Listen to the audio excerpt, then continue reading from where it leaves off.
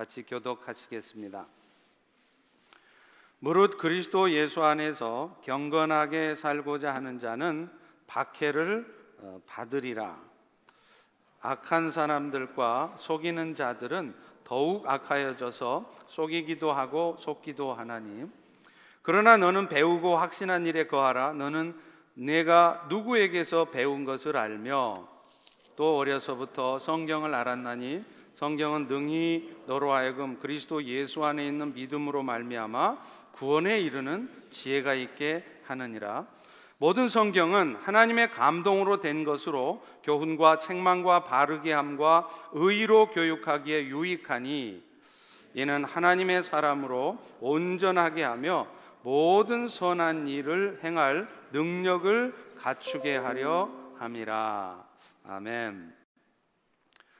지난 시간에 이어서 이번 시간에도 종교개혁 500주년을 기념해서 종교개혁의 모토가 되었던 말씀들을 살펴보려고 합니다. 앞서 말씀드렸던 것처럼 종교개혁의 모토가 되었던 말씀은 세 가지였습니다.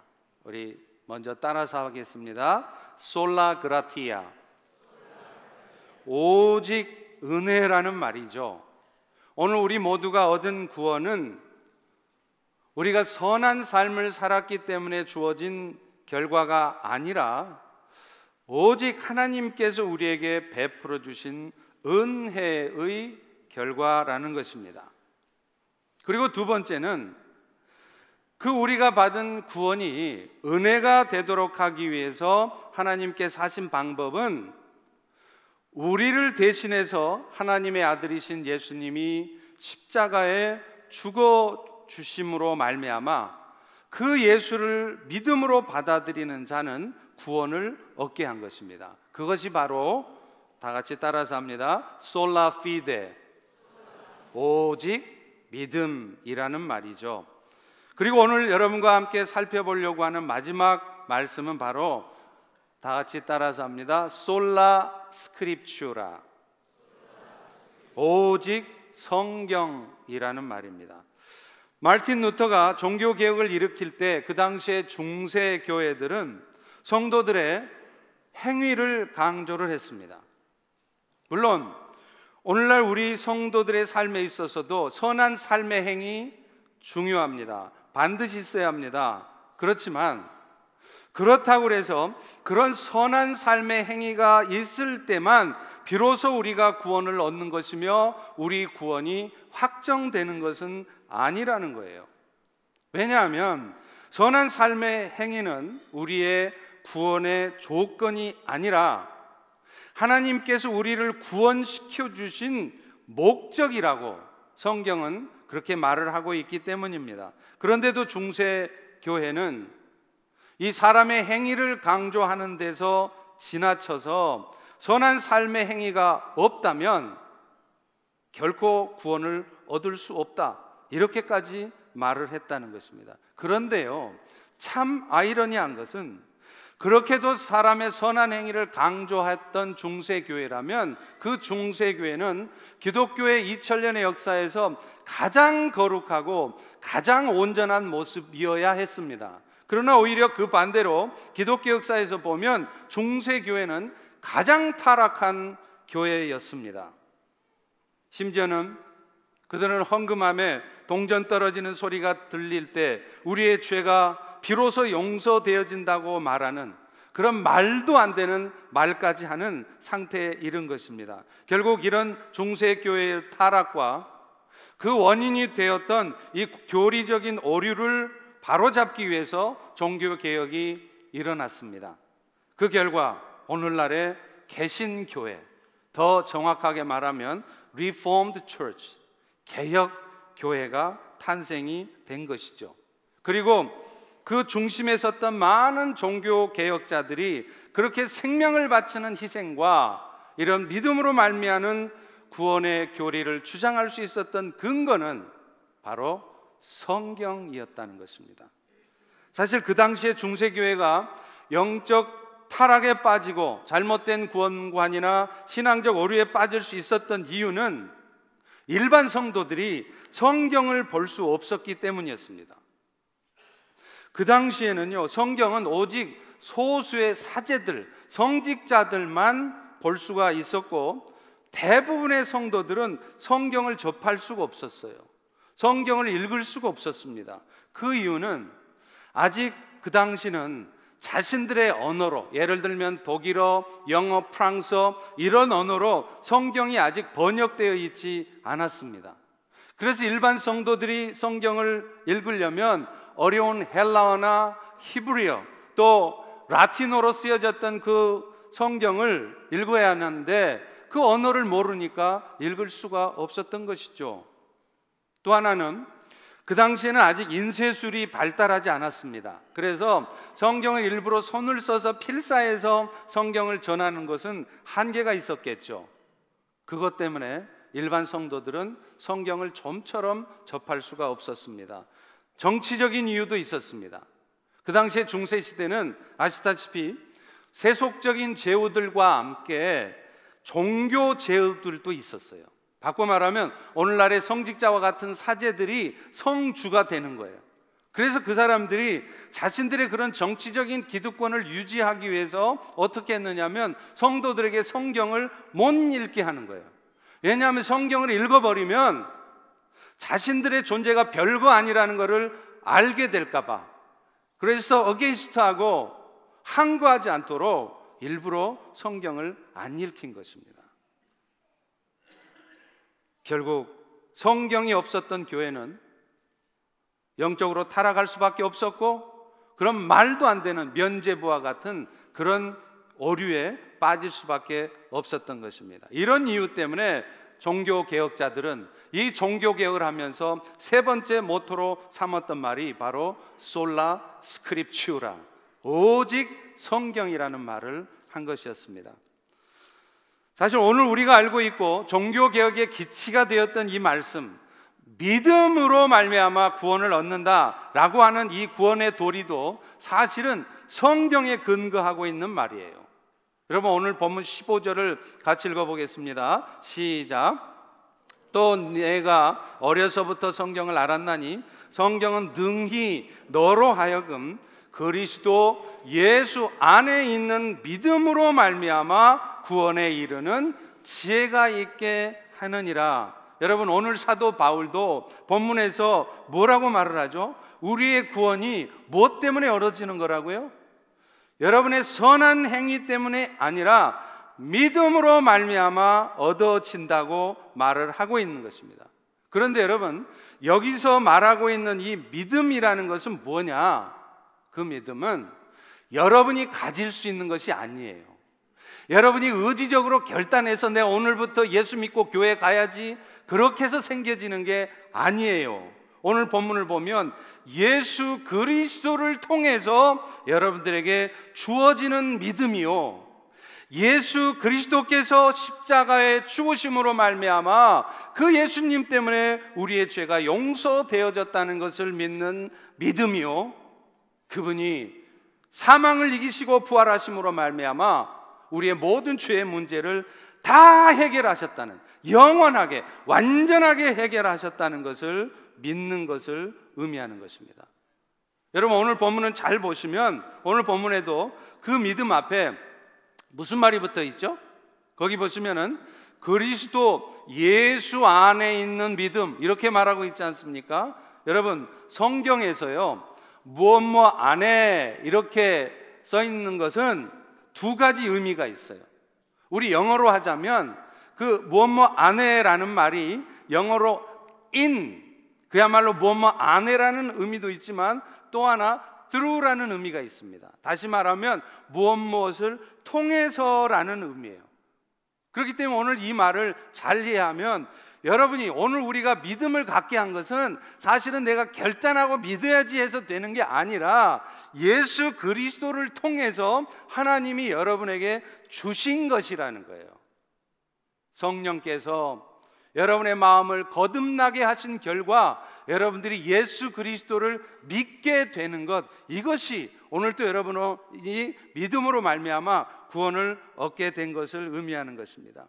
그런데 이 사실이, 이 예수가 믿어지는 것이 어떻게 해서 믿어지느냐면 바로 성경에 기록된 하나님의 말씀을 들을 때 그런 일이 생긴다는 거예요. 내가 아무리 결단하고 의지적으로 믿으려고 해도 되는 게 아닌데, 이 예수 그리스도에 대한 말씀이 여러분 귀에 들려질 때 성령이 역사하시면 그때 여러분 마음에 믿음이 생긴다는 것입니다. 이미 지난 시간에 살펴보았던 것처럼 종교개혁의 시작이 되었던 말씀은 하박국 선지자가 했던 하박국 2장 4절의 말씀입니다. 오직 의인은 그의 믿음으로 말미암아 살 것이다. 이 하박국 선지자의 말씀을 신약에 들어오면 사도 바울은 로마서 1장 17절에 그 말씀을 인용을 해요. 무슨 말이죠? 복음에는 하나님의 의가 나타나서 믿음에서 믿음으로 이르는데 기록된 바 오직 의인은 믿음으로 말미암아 살리람과 같으니라. 여러분, 제가 여러분들에게 여러 번 말씀드렸듯이 로마서의 주제인 하나님의 의가 도대체 뭐냐? 한마디로 말하면 죄인이었던 사람들을 의인으로 삼아주시는 새 창조의 은혜, 이것이 바로 하나님의 의입니다.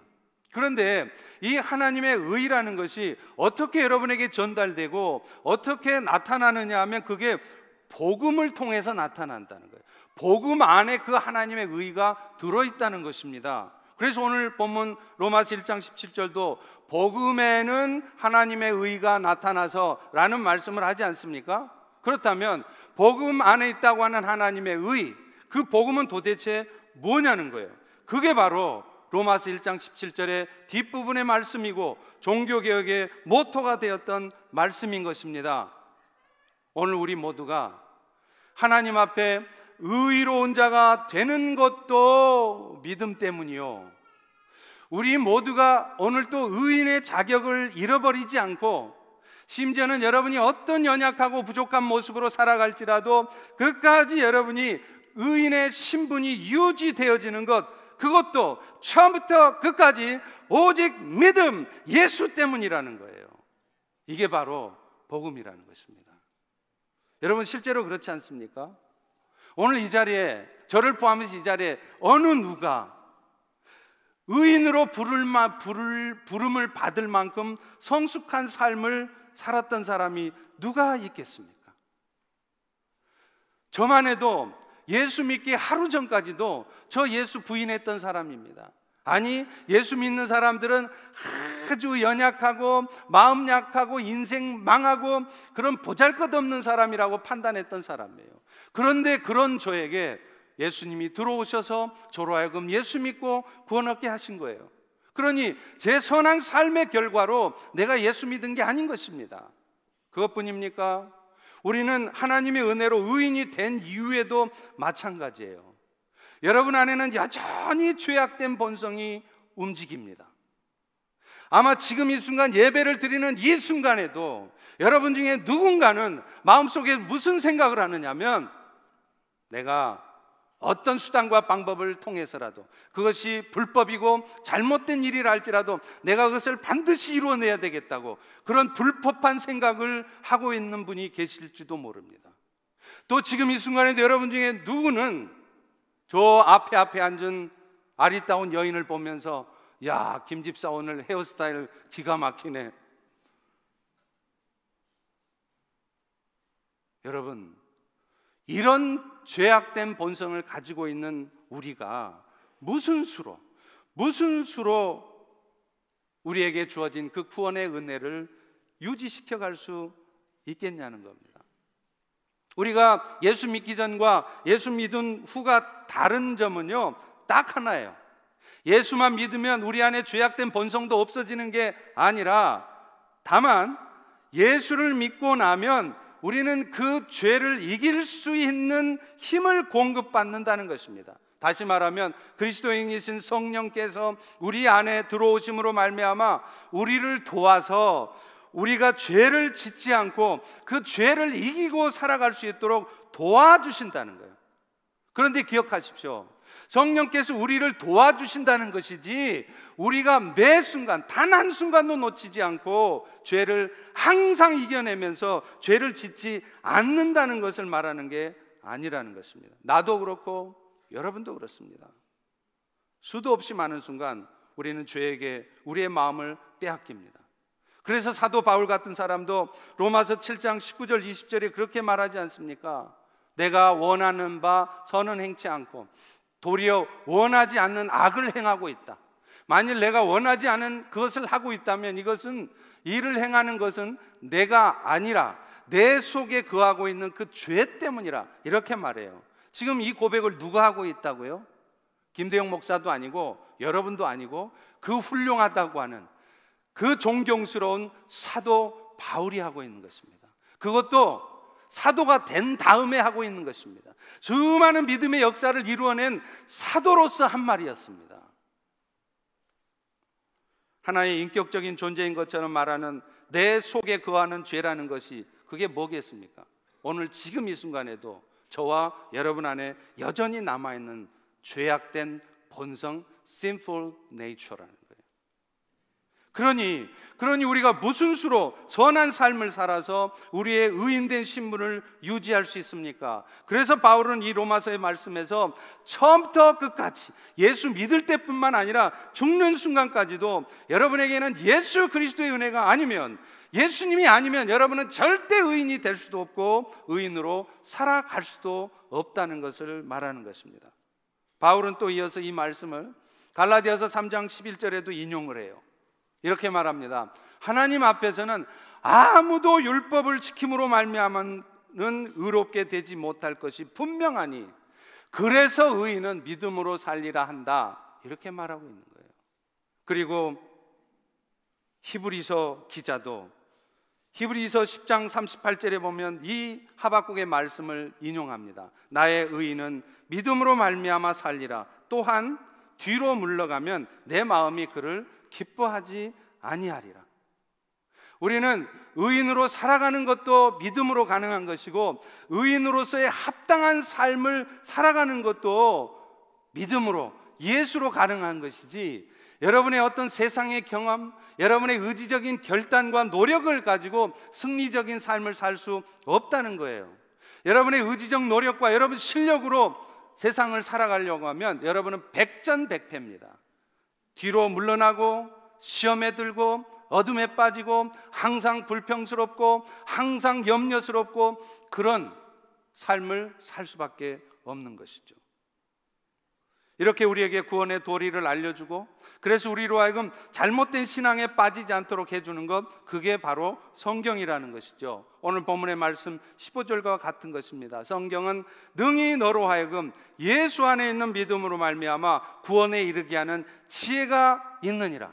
그래서 이 말씀을 보고 읽고 들을 때 여러분들이 이 하나님이 예비해 놓으신 구원의 은혜에 들어갈 수 있다는 것입니다.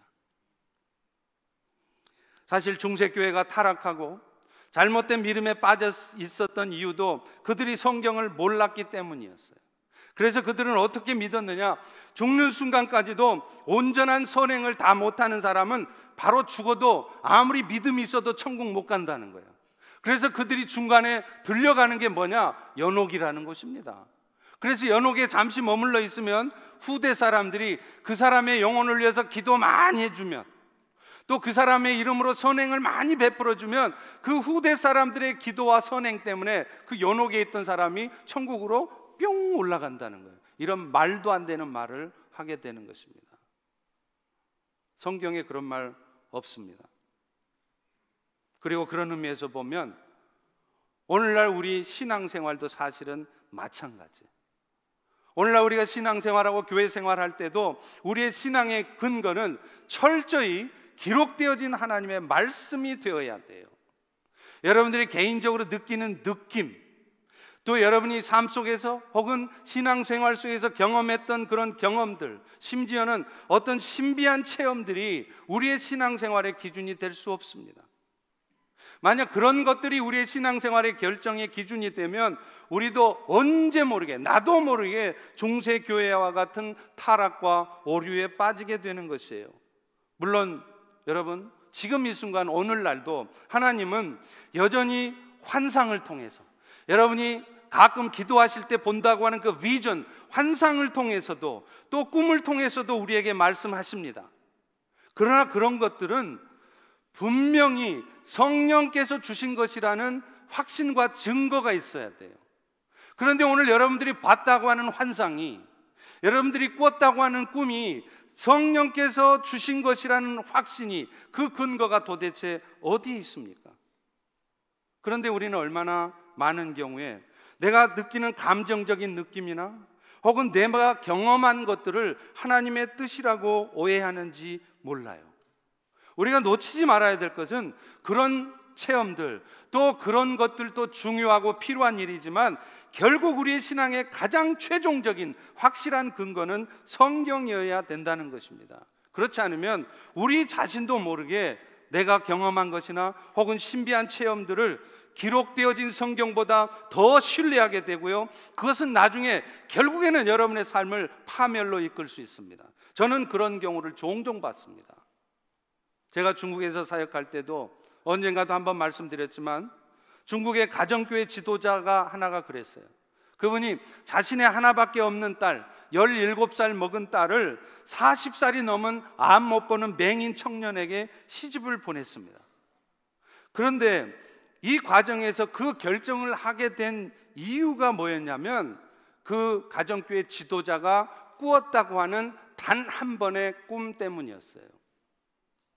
그녀가 어느 날 꿈을 꿨는데 꿈속에서 자신의 17살 먹은 딸이 그 40이 넘은 맹인 청년하고 결혼식을 올리더라는 것이에요. 여러분, 그것이 정말 하나님의 뜻일 수도 있습니다. 그렇지만 여러분, 그것이 하나님의 뜻이라는 것을 우리는 무엇을 근거로 해서 확신하느냐는 거예요. 그리고 우리가 아는 하나님은 그렇게 무식하신 하나님이 아니세요. 정말 그렇게 결혼하는 것이 하나님의 뜻이었다면 적어도 하나님은요, 그 자매로 하여금 마음으로부터도 그 형제를 사랑할 수 있거나 혹은 최소한 사랑하는 마음 정도는 아니어도 긍휼히 여기는 마음은 갖게 하시는 거예요. 아니, 그것도 아니라면 사명감이라도 갖게 하십니다. 그러고 나서 결혼하라고 하시지, 아직 그런 마음의 준비도 전혀 안 된 자매에게 마치 도살장에 끌려가는 어린 양처럼 억지로 그렇게 결혼시키시는 하나님이 아니세요. 그런데 그런 꿈이 어떻게 도대체 하나님이 나에게 계시를 준 것이라고, 하나님의 뜻이라고 확신을 하느냐 이 말이에요. 그 결과가 어떻게 됐을까요? 그 지역 공동체에 엄청난 소용돌이가 생겼습니다. 그런 모습 때문에 다른 지도자들이 시험에 들기도 하고, 그래서 결국은 교회가 깨지고 말았어요. 얼마나 많은 사람들이 아픔을 겪었는지 몰라요. 여러분, 왜 이런 일이 생깁니까? 우리의 개인적인 느낌이나 나의 판단이나 감정이나 나의 경험이 신앙생활의 기준이 되기 때문에 그렇습니다. 저도 사실 우리 성도들을 위해서 기도할 때요, 가끔은 하나님께서 환상을 보여주세요. 그래서 그 그림 한 장으로 그분이 지금 어떤 영적 상태에 있는지 확실하게 알게 하십니다. 또 어떤 때는 우리 성도를 위해서 기도하잖아요. 그러면 하나님이 말씀을 주세요. 소위 말해서 예언의 말씀이죠. 그런데요, 저는 그런 환상을 보아도, 그런 말씀을 들어도 그걸 함부로 전하지 않습니다. 왜요? 그것이 하나님께서 보여주신 환상인지 아닌지, 개꿈인지 아니면 성령이 꾸게 하신 꿈인지, 그걸 어떻게 보장하느냐 말이에요. 그 예언의 말씀이라고 하는 것이 성령께서 나에게 주신 말씀인지 아니면 내 생각과 감정 속에서 떠오른 말씀인지 어떻게 확신하느냐 말이에요. 실제로 나중에 보면은요, 제가 보았던 환상대로 꿈대로 되지 않는 경우도 종종 있었습니다. 그래서 저는 제가 본 환상이나 꿈이나 이런 예언의 말씀을 함부로 전하지 않아요. 그걸 무시하지는 않습니다. 저도 인정합니다. 저도 경험합니다. 그러나 우리의 신앙의 기준은 그런 신비한 체험들이 아니라 기록되어진 하나님의 말씀이어야 된다는 거예요. 그렇지 않으면 우리도 얼마든지 오류에 빠질 수 있기 때문에 그렇습니다. 여러분들이 신앙생활을 하면서 경험하게 되는 그런 신비한 체험들은요, 우리가 하나님의 살아계심을 더 확신하게 할 수는 있습니다. 그러나 그런 신비한 체험들이 여러분의 신앙을 성숙시키는 것은 아니에요. 저는 주변에 보면 신앙생활을 오래 하셨는데도 말씀은 잘 몰라요. 말씀을 즐겨 듣지 않습니다. 말씀을 사모하지 않습니다. 그런데 신비한 체험을 많이 했어요. 그런 신비한 집회들에 맨날 쫓아다녀서 무슨 방언의 은사도 받고 이런저런 은사도 받았어요. 그런데 그분이 생각하시는 거나 말씀하시는 거나 사람들을 대하는 태도나 얼굴 표정을 보면 전혀 성숙하지 않은 분들을 저는 가끔 봅니다. 여러분, 그게 뭘 의미할까요? 신비한 체험들이, 그런 경험들이 여러분을 성숙시키는 게 아니라는 거예요. 하나님의 말씀을 먹을 때 신앙은 자라는 것입니다. 우리의 신앙의 근거는 바로 하나님의 말씀이기 때문에 그렇습니다. 우리 다 같이 한번 따라서 해보겠습니다. 나의 구원과 신앙의 근거는 성경이다. 성경을 첫 번째, 그리고 나서, 아니 그건 안 따라하셔도 돼요. 성경을 첫 번째, 그러고 나서 무슨 기도할 때 환상을 봤다거나 뭐 꿈을 꿨다거나 그 다음 얘기로 하세요. 그리고 그 다음 얘기는 많이 하지 마세요. 많이 하면 실수하십니다. 그런데 오늘 성경 본문은요, 그 성경의 유익이라고 하는 것이 우리로 하여금 구원에 이르게 하는 것도 있지만 또 실제로 우리의 삶이 실제적으로 의로운 자가 되게 하기 위해서도 필요하다고 말해요. 우리 다 같이 16절, 17절 읽습니다. 시작. 모든 성경은 하나님의 감동으로 된 것으로 교훈과 책망과 바르게 함과 의로 교육하기에 유익하니 이는 하나님의 사람으로 온전케 하며 모든 선한 일을 행하기에 온전케 하려 함이라. 여러분, 말씀드린 것처럼 우리의 삶이 온전하기 때문에 구원받은 것은 아닙니다. 그렇지만 그렇다고 해서 그러면 그 믿음으로 말미암아 내가 이제 구원을 받았으면, 구원을 확정했으면 이제는 내 마음대로 살아야 되느냐, 그래도 되느냐, 그건 아니라는 거예요. 왜냐하면 우리에게 구원의 은혜를 베풀어 주신 목적이 결국은 우리의 온전한 삶이기 때문에 그렇습니다. 그렇기 때문에 여러분은 이제 온전한 삶을 살았기 때문에 구원받은 것이 아니라 구원의 은혜를 받은 지금 이 순간서부터 온전한 삶을 살기 위해서 끊임없이 노력하시고 끊임없이 스트러글 하셔야 된다는 거예요. 그런데 그 목표를 이루어내기 위해서 필요한 것이 바로 성경이라는 것입니다. 우리는 성경을 읽을 때 교훈을 받아요. 성경을 통해서 우리는 책망을 받습니다. 성경을 통해서 우리는 바른 삶을 살 수 있고 실제로 의로운 자의 삶을 살 수 있어요. 그런데 오늘 여러분 중에는 정말로 성경을 사모하고 하나님 말씀을 즐겨 들으십니까? 어떤 분들은 말씀을 사모하지 않아요. 마치 주일날 예배 드리러 오는 것이 자기가 무슨 예수라고, 도살장에 끌려가는 어린 양처럼 마지못해서 끌려와서 이놈의 주일은 제삿날 돌아오듯이 이렇게 꼬박꼬박 오는 것이요, 오늘 또 교회를 가야 하는가? 눈이나 좀 왔으면, 눈 와서 클로스 한다 그러면 아싸 그러고 말이죠. 아니 여러분, 그렇게 말씀 듣기를 즐겨하지 않으면서, 말씀 듣기를 사모하지 않으면서 여러분의 삶이 어떻게 거룩해지고 어떻게 온전해지기를 기대하십니까? 오늘 또 목사님을 통해서 어떤 말씀을 주실까? 그 말씀이 오늘 내 삶에 피가 되고 살이 되는 그 말씀이 될 텐데 기대하는 마음으로, 설레하는 마음으로 그렇게 예배 오십니까? 아니 주일 예배뿐입니까? 새벽기도, 수요기도에 성경 공부 시간, 평신도 제자 훈련, 이런 시간들을 사모하면서 거기에 참여하십니까? 아니면 주일 한번 예배 드리는 것도 마지못해서, 그것도 겨우겨우 그런 마음으로 지금 신앙생활을 하십니까? 그렇다면 여러분은 결코 성숙해지지 않습니다. 10년, 20년 교회를 다녀도 성숙해지지 않습니다. 말씀을 듣지 않기 때문이에요. 우리는 믿기만 하면 하나님 앞에 의로운 자로 인정을 받습니다. 이것이 바로 칭의적인 의죠.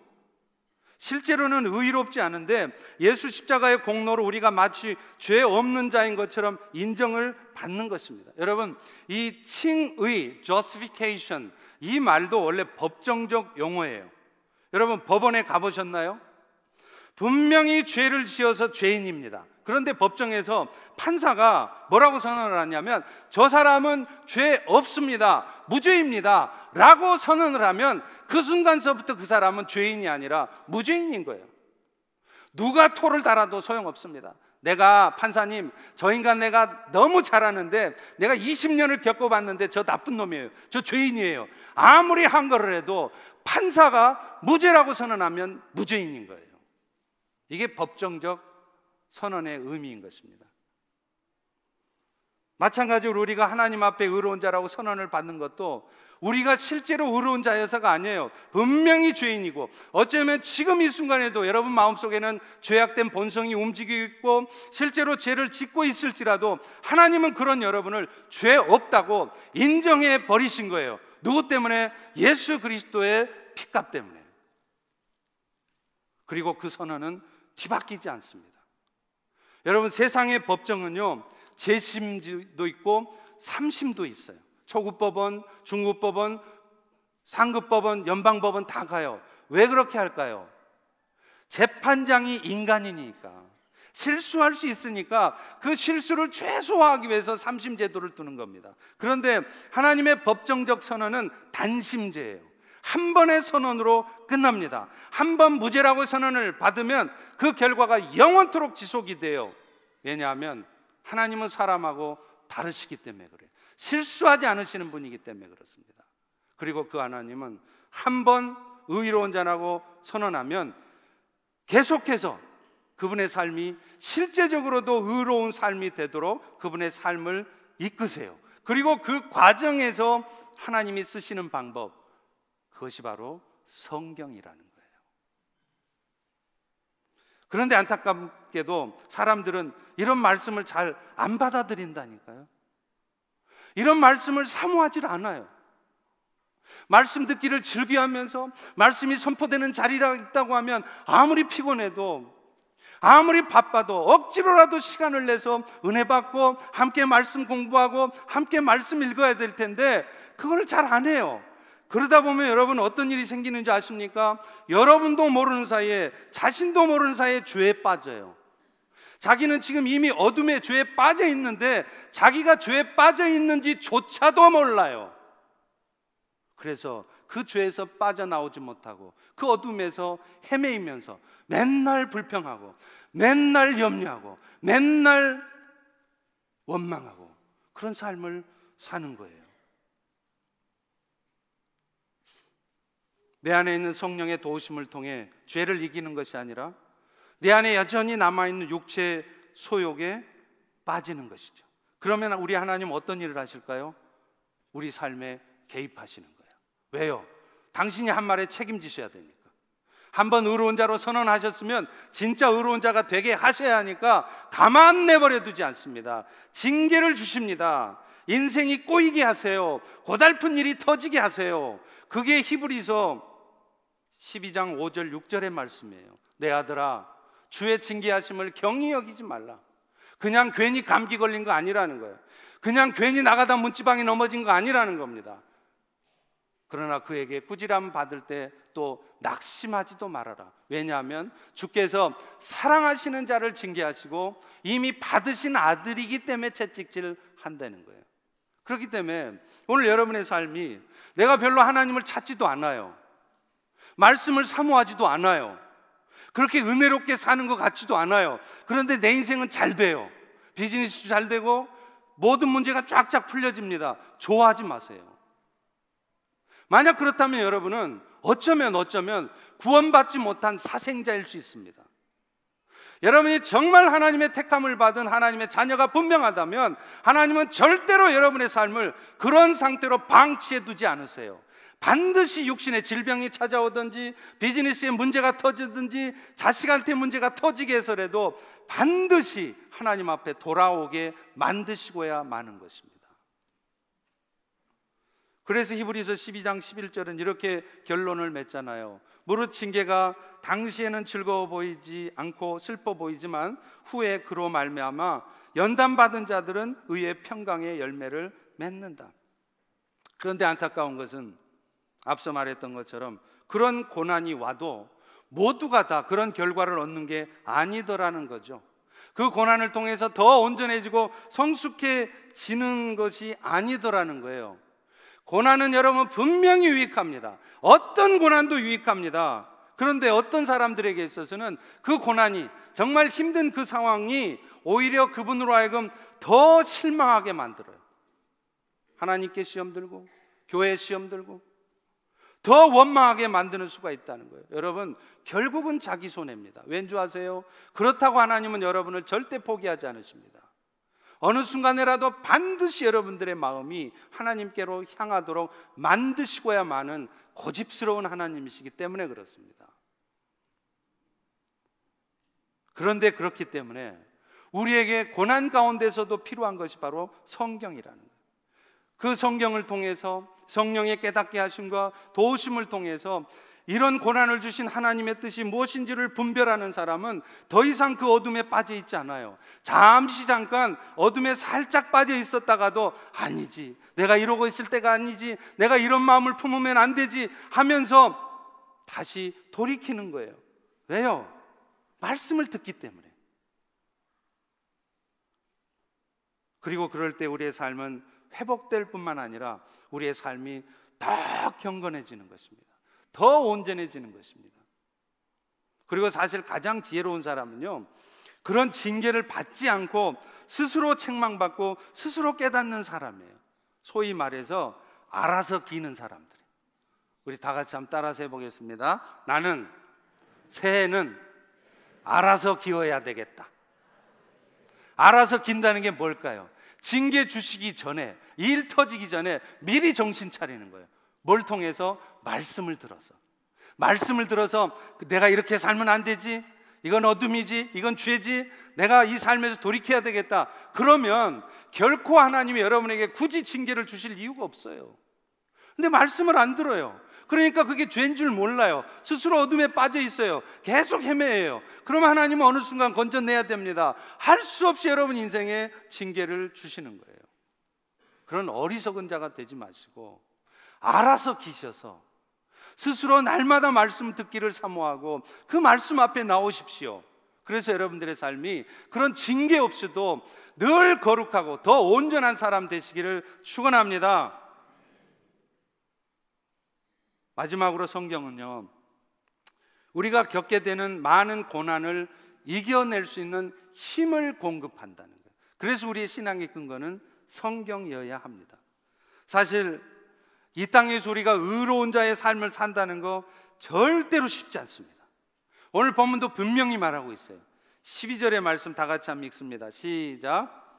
무릇 그리스도 예수 안에서 경건하게 살고자 하는 자는 핍박을 받으리라. 여러분이 말씀대로 순종하게 살면 어떤 일이 벌어진다고요? 축복되고 좋은 일이요? 물론 그렇지도 않지만 오히려 핍박이 온다는 거예요. 힘들어지는 일이 온다는 거예요. 여러분 기억하십시오. 이제 주님이 다시 오시기 멀지 않은 이 마지막 때는요, 여러분이 신앙생활을 잘 하려고 하면 할수록, 경건하게 살려고 하면 할수록 여러분의 인생은 어려워질 것입니다. 각오하세요. 절대로 여러분의 인생이 시온의 형통한 대로 열리듯이 촥촥촥 절대로 그렇게 되지 않습니다. 왜 그럴까요? 사탄이가 가만히 있지 않아요. 특별히 믿음의 사람들이 믿음으로 일어서려고 하면, 하나님의 교회가 은혜로 든든히 서려고 하면 사탄은 절대로 가만히 있지 않습니다. 그런데 그 사탄이 어떻게 역사하느냐? 믿지 않는 사람들, 어떤 이유에서건 믿음이 약해져 있는 사람들, 시험에 빠져 있는 사람들, 이런 사람들을 통해서 그 일을 해요. 오늘 본문 13절도 말하고 있잖아요. 악한 사람들과 속이는 자들은 더욱 악해져서 속이기도 하고 속기도 하나니. 여러분 사도 바울을 보십시오. 사도 바울의 전생애를 보면 그처럼 믿음으로 살고자 하는 사람이 없었잖아요. 그러면 사도 바울의 인생은 병도 하나도 안 걸려야 되고 쫙쫙쫙 다 풀려져야 되지 않습니까? 그러나 바울은 가는 곳마다 사도행전에 나타나는 그 바울의 삶을 보면 가는 곳마다 안 풀리고 고통스럽고 힘든 일이 있었잖아요. 심지어 루스드라에서는 바울이 복음을 전할 때 그곳에 있는 바울의 대적자들이 바울에게 돌을 던져서 바울이 거의 죽을 뻔했어요. 그래서 성 밖으로 내쳤다고 합니다. 여러분, 바울이 이런 일을 당했을 때 얼마나 고통스러웠을까요? 아마 배신감을 느끼기도 했을 겁니다. 아니, 저놈들이 내가 어떻게 키운 놈들인데 저놈들이 나를 대적해? 육신적인 고통과 아픔을 겪어야만 했습니다. 여러분, 바울은요, 실로 가는 곳마다 사람들의 환대와 공개를 받은 것이 아니었습니다. 어떤 곳에서는 말할 수 없는 고통과 아픔을 겪었고요, 무시당했고요, 모욕당했습니다, 오해받았습니다. 여러분, 이것이 우리가 경건하게 살고자 할 때, 이 마지막 때 우리가 겪을 수 있는 일이라는 거예요. 그런데 놀라운 것은 바울은 그런 사탄의 공격 앞에서도 무너져 있지 않았습니다. 좌절하지 않았습니다. 왜 내가 이런 고통을 겪으면서까지 이 일을 해야 하는가 하며 그 일을 포기하지 않았습니다. 우리 같으면 내가 다시는 루스드라 쪽은 얼굴도 안 돌아본다 그랬을 것 같은데, 바울은 오히려 정신 차리고 나니까 오히려 자기를 돌 던진 그 루스드라의 성에 들어갔습니다.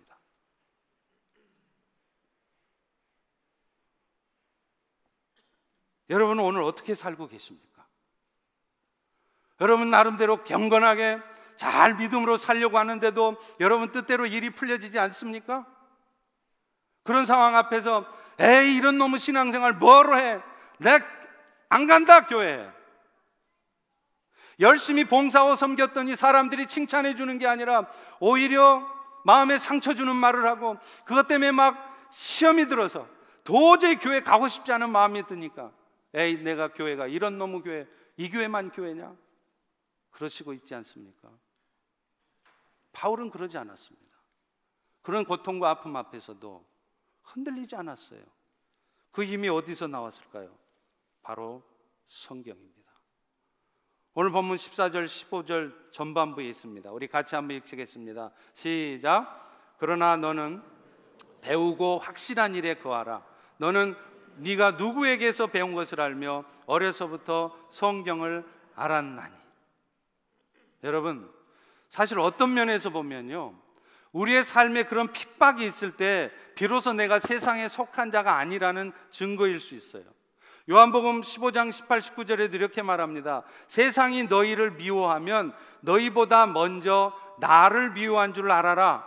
너희가 세상에 속한 자라면 세상이, 사탄이 너희를 사랑할 것이지만 너희는 세상에 속한 자가 아니오 도리어 나 예수한테 속해 있기 때문에 너희가 나 때문에 핍박을 받는다는 거예요. 나 때문에 너희가 어려움을 겪는다는 거예요. 바꿔 말하면 여러분이 경건하게 살려고 하는데 박해를 받고 있다면 그것은 여러분이 오히려 세상에 속한 자가 아니라는 증거입니다. 그런데 오늘도 여러분이 경건하게 살려고 하는 것 때문에 아무런 어려움도 없고 신앙생활하는데 아무런 나쁜 일도 없고 다 잘 된다? 좋아하지 마시라니까요. 그게 반드시 축복이 아니에요. 어쩌면 여러분이 경건하게 살고자 하는 노력을 치열하게 하지 않고 있다는 증거일 수 있습니다. 그리고 무엇보다도 하나님은 그 핍박을 통해 우리의 신앙이 성숙해지게 하는 것입니다. 욥기 23장 8절에 10절도 말하잖아요. 내가 앞으로 가도 그가 안 계시고 뒤에 가도 보이지 않으시니 그가 왼쪽에서 일하시지만 내가 만날 수 없고 오른쪽으로 돌이키시기나 뵐 수가 없구나. 제가 어떤 분을 상담을 했습니다. 저는 이런 상담을 수도 없이 많이 해요. 그런데 많은 성도들이 이런 얘기를 해요. 아무런 변화가 없는 자신의 삶에 지쳐서 이제는 모든 것을 포기하고 싶다는 거예요. 이제는 기도하기도 지쳤고 이제는 억지로 섬기기도 지쳤고 다 포기하고 내려놓고 싶다는 거예요. 그런데 사실은 그분만 그런 게 아닙니다. 저도 그렇습니다. 제가 아무리 강단에서 이렇게 열정을 가지고 뜨겁게 외쳐대도 성도들의 모습을 보면 실망스러울 때가 있어요. 사역을 하다 보면 정말 몇 번씩 포기하고 싶을 때가 많습니다. 그런데 그럴 때마다 하나님은 저에게 말씀으로 찾아오세요. 갈라디아서 2장 20절입니다. 이제부터 사는 것은 내가 아니라 내 안에 그리스도께서 사신 것이라. 내가 사는 것은 나를 위해서 자기 몸을 버리신 하나님의 아들을 믿는 믿음 안에서 사는 것이라. 그렇지, 지금 이 순간에도 내 안에 함께 거하시는 그분이 나를 위해서 일해주고 계시고, 지금 이 순간에도 내 바깥의 모든 상황들을 다 하시는 가운데 주장해 가시는 것인데, 내 눈에 보기에 절망스럽다고, 내가 느끼고 경험하기 힘들다고 내가 이것을 쉽게 포기하고 던져버린다면 어떻게 되겠는가? 나의 마음을 붙들어 주는 거예요. 그게 바로 하나님의 말씀입니다. 가끔 우리 성도님들이 저를 보고 귀엽다고 그러세요. 할렐루야. 아니 60이 넘은 어르신들이 저한테 귀엽다고 그러시면 He's so cute. 그러면 감사해요. 뭐 어르신이니까 다 형님 누님 같고 이모 아저씨 삼촌이니까. 근데 이제 20살 30 먹은 젊은 것들이 아버지 뻘 되는 나한테, 내가 55세입니다 한국 나이로 57세요 옛날 같으면 할아버지 될 나한테 귀엽다고 그래. 뭐 기분 나빠서 그런 거 아니에요. 근데 왜 사람들이 저한테 그런 얘기를 할까? 가만 생각해 보니까 제가 항상 실없이 웃고 다니까 그런 것 같아요. 그냥 제가 스스로 막 목사라고 폼내고 담임 목사라고 막 자리 지키고 막 말도 좀 천천히 하고 막 천천히 걷고 막 목에다 힘주고 말하고, 그렇게 안 하고 청년들처럼 장난치고 막 같이 무너져 주니까 어떤 면에서 보면 제가 쉽게 보이나 봐요. 그렇지 않습니다. 제가 웃고 있지만 제 마음속에는 억장이 무너질 때가 있어요. 웃고 있지만 제 마음속에는 화가 날 때가 있습니다. 한번 해볼까? 그런 마음이 들 때가 있어요. 그래도 그럴 수 없습니다. 왜요? 말씀이 나를 붙들고 있기 때문에 그래요. 그렇게 해서 해결되는 게 아니라는 것을 알기 때문이에요. 내 감정은 시원할지 모르지만, 내 속은 시원할지 모르지만 그것이 결코 문제 해결의 방법이 아니라는 것을 알기 때문입니다. 제가 늘 말씀드리지만 진짜 믿음 좋은 것이 뭡니까? 그저 봉사 열심히 하고 일 잘하는 게 믿음 좋은 거 아니라니까요.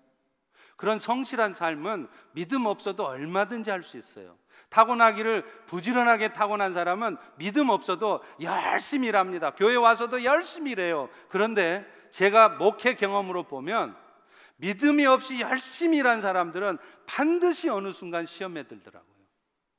그래서 그 열심히 일하시는 그분 때문에 본인도 힘들지만 그 주변의 사람들도 힘들고 교회 전체가 어려움을 겪는 것을 저는 종종 보았습니다. 진짜 믿음은 그게 아니에요. 진짜 믿음이라는 건 뭐냐? 지금 이 순간에도 주께서 일하실 것을 기대하기에 불평 잘 안 하고 염려 잘 안 하고 미움 같은 거 없이 살려고 노력하는 사람이에요. 왜냐하면 믿음의 눈으로 보면 사실 우리 인생 가운데 벌어지는 모든 일이 다 지금 이 순간에도 주께서 일하고 계시는 상황이기 때문에 그렇습니다. 여러분 잘 아시는 로마서 8장 28절이 그렇게 말하잖아요. 하나님의 뜻대로 부르심을 입은 자들에게는 모든 것이 합력해 선을 이룬다며요. 영어에 보십시오. In all things God works. God doesn't work이 아니에요. God didn't work이 아닙니다. God works right now in all things. 누구를 위해서요? For the good of those who have been called. 부름을 받은 여러분들을 위해서 지금도 일하고 계신다는 거예요. 그러면 그걸 믿는 우리가 할 수 있는 일은 뭡니까? 그 하나님을 신뢰하는 마음으로 오늘 또 그 말씀에 순종하는 거예요. 하나님이 뭐라고 말씀하세요? 너희를 핍박하는 자가 있느냐? 저주하지 말고 축복해 줘라. 너희는 할 수만 있거든 모든 사람과 더불어 화목하라, 그렇게 말씀하고 있단 말이에요. 그러면 오늘 여러분 마음 상해도, 여러분 마음에 들지 않아도 진짜 믿음의 사람이라면 말씀대로 해야 되는 거예요. 내가 먼저 다가가서 축복하고, 내가 먼저 화목하고, 그것이 진짜 여러분이 믿음의 사람이라는 증거인 것입니다. 물론 이 과정에서 때로는 책망도 해야 되고 잘못된 부분을 드러내야 되기도 하겠죠. 그러나 중요한 것은 그 일을 하는 여러분의 마음이 긍휼의 마음이 있어야 된다는 거예요. 여전히 사랑의 마음이 있어야 된다는 거예요. 그런데 마음속에 분노가 있어요. 감정적인 마음이 있어요. 저는 내가 한번 본때를 한번 보여줘야지, 기회만 한번 걸려봐라, 한번 너 나한테 죽는다, 그러면서 기회가 왔을 때 따따따따따따따, 그것이 여러분 그 사람을 바꾸겠습니까? 그것이 여러분의 가정을 회복하겠습니까? 그런 여러분의 모습이 교회를 건강하게 만들겠습니까? 아닙니다. 진짜 믿음으로 산다는 것은 어떤 상황에서도 하나님을 신뢰하는 거예요. 감사하게도 저희 교회에서는 그런 믿음의 삶을 위해서 필요한 말씀이 너무 많이 선포되고 있고 가르쳐지고 있습니다. 평신도 제자훈련, 성경대학, 모든 공예배. 저는 특별히 여러분들에게 그 중에서도 수요일날 오전에 메릴랜드 캠퍼스, 버지니아 캠퍼스는 목요일 오전인데 성경을 통으로 듣고 나누는 시간이 있다는 것을 여러분들에게 권해드리고 싶어요. 일주일에 2시간씩만 투자하면 1년이면 성경을 5번을 읽어요. 저는 이 사역을 중국에서 8년 동안 선교를 하면서 계속해 왔습니다. 제가 처음에 중국에서 선교할 때는요, 말씀을 막 가르쳤어요. 그랬더니 성도들이 막 좋아하더라고요. 지도자들이 막 좋아해요. 이런 것을 배워본 적이 없대. 나중에 보니까 모든 목사들한테 그런 얘기 하더만요. 목사님의 말씀은 너무 깊이가 있다는 거예요. 너무 은혜롭고 너무 체계적으로 너무 잘 가르쳐, 너무 좋다네. 해피. 근데 문제는 삶은 하나도 안 변해. 머리는 지식으로 가득 차 있는데 말하는 거나 생각하는 거나 얼굴 표정이나 행동하는 거 보면 전혀 성숙하지 못한 어린아이예요. 그런 말씀이 무슨 필요가 있습니까? 제가 그때 깨달은 게 있어요. 말씀은 가르친다고 다 되는 게 아니다. 성령께서 친히 스승이 되셔서 깨닫게 해주셔야 된다는 거예요.